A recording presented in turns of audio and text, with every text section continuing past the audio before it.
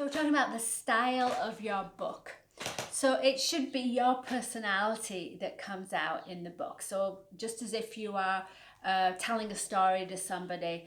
So for a how-to book, it's going to be more like you're explaining something to someone, as if you're doing a lecture or a talk. If you're talking about an experience book, a journal book, it's more like a novel telling a story. So for instance, this one's Spiritual Journeys.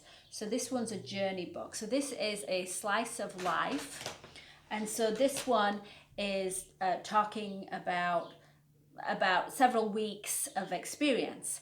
And I wrote this. Now I had a choice. I could write it in the past as it happened, because it did happen in the past, even though I made notes like every night. I made some notes, but that was still previous events from the day. So, but I didn't write it as if it happened in the past. I wrote it as if it happened in the present. And the reason I did that was to try to draw the audience in, so they were experiencing it right along with me. So instead of saying, oh, I went here and I did this and I saw that, I would be saying, I'm here right now and I'm looking and this is what I'm feeling and this is what I'm doing and seeing. And so I wrote it as if the reader is there with me, and I did that on purpose to try to draw them in. Now there are times I talk about, oh, and that reminds me of something else in the past, and I go back to the past tense. Be careful not to mix tenses. That's the only issue with doing that, which I kind of did this a little bit sometimes. But you don't want to mix the tenses unless you are flashbacking to something. So it may be a little easier to write it as if it happened.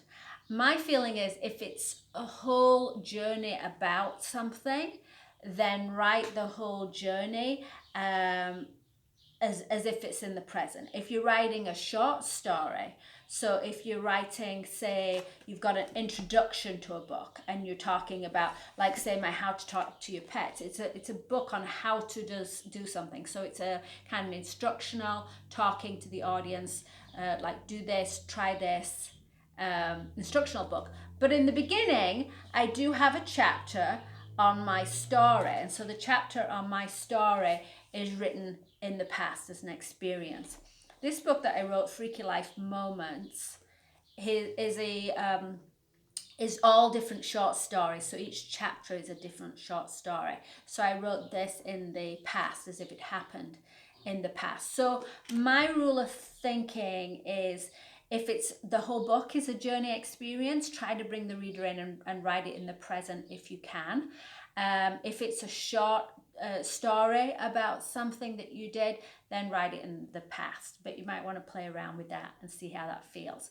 If it's a how-to book, you're talking as if you're instructing somebody, whether you're instructing like a large audience, doing a talk or a workshop, or whether you're instructing a friend. So just do it as if you're explaining, you're teaching somebody how to do something. But I think it should have your own personality, your energy, your style. And so I think you should definitely have a crack at writing yourself. It is more difficult to write the journey book because that's a little bit more like a novel, and you may have a little bit of difficulty structuring the sentences to make them flow a little bit better. And so if you need some professional help, you could at that point get a copy editor to help you restructure the sentences. But at least I think have a crack at doing it yourself. Okay, hopefully that explains the style and personality of your book.